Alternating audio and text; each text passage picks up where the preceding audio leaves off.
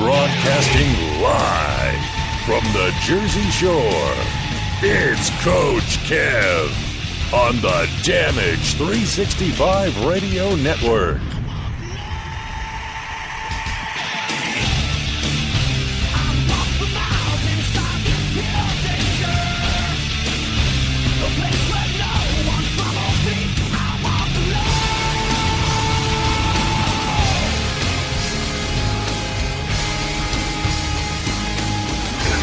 And welcome back, everybody, to another episode of the Indie Super Show here on the Damage 365 Radio Network. We want to thank all who are listening to Real Sports Talk with Kenny Kluska. Welcome to the Indie Super Show. I'm Coach Kev. Along with, via satellite, Nick DeBeer joins us. Welcome back, Nick. Thank you very much, Kev. It's good to be back-to-back weeks. And as we all know, next week I will be live in studio as well. So, just on a roll right now. Good stuff right there. Absolutely. He'll be live in studio. We're not in studio right now. We are live from Beltsville, Maryland. I am on the road, and of course, I do not go on the road without bringing the show on the road. And this is the second time we are live via remote. I was in Orlando, Florida. The last time we did a live show on the road, and technically there's another time you did it live from my neck of the woods. That's right. We were in Nick the Beard country out in Middletown, and we did a show live from there right after a convention. And don't forget, Nick is going to be at the Middletown Flea Market doing that meet and greet with Ashley Massaro. What is that? September 12th. September 12th from 12 to 2 p.m., I think. Yep, that is courtesy of Event Worn Promotions. Check them out on Facebook. We have a great show in store for everybody today. We're going to get into our birthday shout-outs and then a commercial, and then when we come back, we'll be joined by former WWE Women's Champion Jazz. Anybody who's remembered Jazz, she had a major impact in the women's division back in the 2000 era, and she's a two-time champion, the last ever woman to hold the WWF Women's Championship, and the first ever to hold the WWE Women's Championship. Yes, you could say it's the same title, but technically it's a different brand. It's not the World Wrestling Federation, it's now the World Wrestling Entertainment, so the belt was technically different. And a woman who was not a Divas champion, and a woman who I say is more of an anti-non-diva, and we're going to get her take on the current women's product these days, and we're going to talk a little bit about her career and how it started and where it went and currently what she's doing now. And she's also going to be at Big Event courtesy of RDP Promotions in November. So after you check her out on the show today, you'll get to meet and greet her at the Big Event in Queens. So that's an awesome thing. We told Richie we'll give him a shout out. RDP Promotions, check them out on Facebook. It's Richie DeGreg Promotions. He'll be bringing in lots of talent for Legends of the Ring and the Big Event, and one of them is Jazz. So at this point, we're going to go to our birthday shout outs. We only got a couple of them, but we don't want to forget them. So sit back, relax. Give us about 60 minutes of your time as we kick it with former WWE Women's Champion Jazz. For anybody in the audience who's got a birthday today, happy birthday to you. And if you're not down with that, we've got 2 words for you.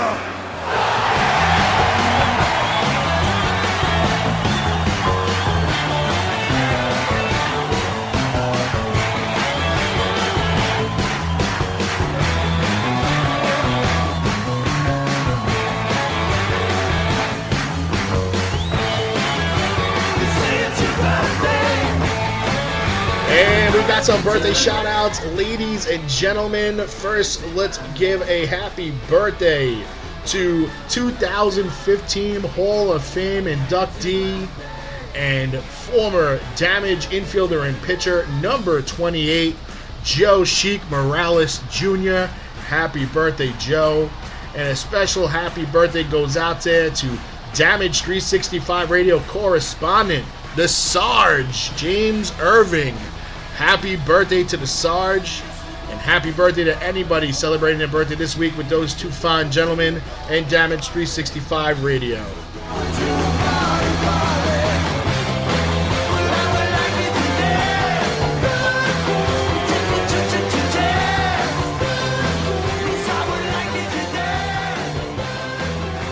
Hello, ladies. The Big Valboski here, and you're listening to Damage 365 Radio.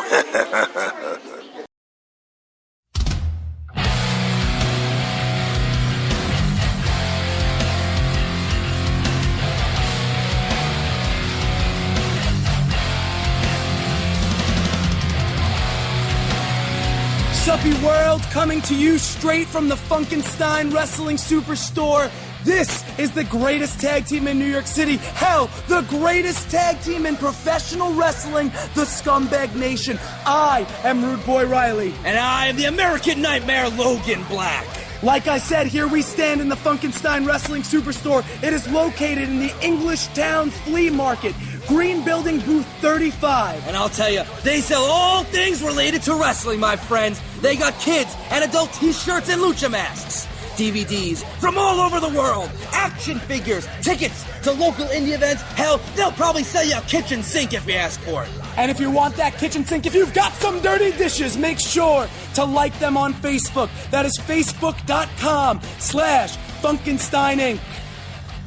Once again, this is the Scumbag Nation reminding you, if you want anything that has to do with wrestling, there's no better place to go than Funkenstein Wrestling Superstore. Thanks again, Rude Boy Riley. And Logan Black. If you had any brains, you would open your mind. Well, I guess it's just afraid of what you're gonna find. WarriorsOfWrestling.com. See roster profiles of past and present Warriors of Wrestling stars. Over 50 highlight videos of Warriors of Wrestling events, full-length matches, order tickets to future Warriors of Wrestling events, and an extensive DVD collection featuring past events, compilations, documentaries, and much, much more. Only at WarriorsOfWrestling.com. This is Jim the Anvil Neidhart, and you're listening to Damaged Radio 365. Yeah, baby! The following announcement has been paid for by the New World Order. And we're back, ladies and gentlemen, and at this time we'd like to welcome in our guest of the day, former WWE Women's Champion, Jazz. Welcome to the show, Jazz. Thank you. What's up, everybody? How's it going? So, let me get this right. You're in Colorado? No, I'm in Louisiana. Louisiana. In Louisiana. I was given the wrong information, apparently. Apparently you were. Me in Colorado? Oh, hell no. Yeah. No. Little too cold. Oh, yeah.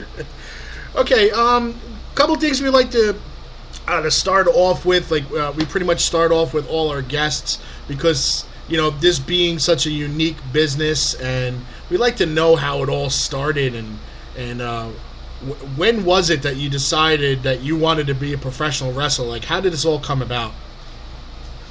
Well, I was back in Memphis, Tennessee, and I grew up watching Memphis wrestling with Jerry Lawler. I used to have a lot of WWF superstars coming in over there, and I was watching a lady known as Miss Texas at the time, which is Jacqueline. And I was watching her, and one day a friend of mine approached me, and he was training under, God dang it, the man name, it can't come to me right now. But anyway, Don Bass. He was training with Don Bass up there in Arkansas, and he asked me, man, why don't you try to be a wrestler?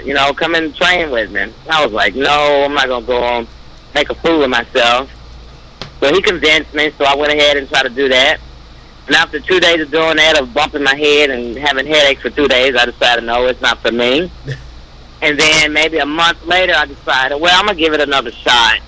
And I met another guy probably twice. I'm up there in Memphis, and he was running some of those small independent shows. And he was like, "Why don't you come and work with us? You know, you can be a valet." I was like, "All right, cool." So I really came into the business wanting to be just a manager or a valet. Mm-hmm. And we did a show. We traveled to Louisiana to a show, and I met this other promoter, and he had Junkyard Dogs running his training school. So the guy approached me and was like, "Hey, why don't you come down and work with us? And we got Junkyard Dog, and you can train underneath him." So I decided to go ahead and make that move. So I went home, packed my bags, jumped on a Greyhound bus, and moved to Louisiana, and that's where I started. And that was in 1997. Okay. Junkyard Dog is a name I haven't heard in a while. You know, one of the more underappreciated men in the business, you know, because a lot of people will remember back in the kind of the late 80s, he became more of a jobber later in his career, but he was a big-time wrestler before he even got to WWE, and yes, exactly. Very influential like in a lot of careers. He was a legend before WWF even existed. So, yeah, it was a privilege for a little while. I moved in with him. We decided to get an apartment together and share bills for a little while I was training underneath him. And we met another guy named Rod Price. He came in and started working with us. And Dog kind of decided to quit a little bit. He kind of went his own way. So we went with Rod Price. That's why I met Rodney. I actually met Rodney when I was training with Junkyard Dog. Okay. And so we was working underneath Rod Price. You might know him as Rugged Rod. He was actually one of Stone Cold's Steve Austin's tag team partner when they was the Blondes. What was this tag team? The Hollywood Blondes. Hollywood Blondes. Yeah. So Rod Price. Yeah. Yeah. When Stone Cold had hair. We worked with him. Yeah, exactly. Both of them had hair at the time. They actually both had hair. So started working with him, and he got on with ECW, and this was in 98. Like the beginning of 98, he started working with ECW, and he was like, "Well, they're going to be here in Louisiana, and you and Rodney ought to come and do a tryout." Mm-hmm. So I had only been training for like 6 months, probably had maybe 5 matches, and so I went to ECW and did a tryout, and there it was. That's how my career got started. So I kind of got like thrown to the wolves for, you know, first part of my career. But it was a great experience, and that's how I became the person I am today, you know. So how was your experience? I love asking this question because we consistently get the same answer. So I want your perspective on this of working with Paul Heyman. Man, the guy was a genius. You know, a lot of people got a lot of bad things to say about him, but as far as, you know, what he did with ECW, he was just a genius. You know, he could turn anybody into a damn superstar. So, and he was also the one who gave me my first shot. So, I've always I would always owe him and Tommy Dreamer, you know, everything from the start of my career, because they actually gave me my first shot. So, I have nothing bad to say about the man. You know, like I said, a lot of people do, but I have nothing bad to say about him. I'll be honest with you, not that a lot of people say anything really bad. They always say that the man is a genius. He could sell anything. He could promote anything. Yeah. He was just a very bad business decision maker.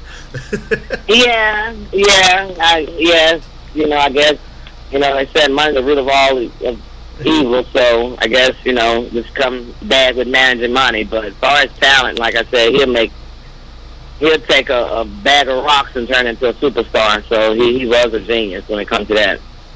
Okay, that's fair enough. Now, where were you, and when did you receive that phone call that WWE wanted you? I was in Fort Worth, Texas. It was right after ECW closed.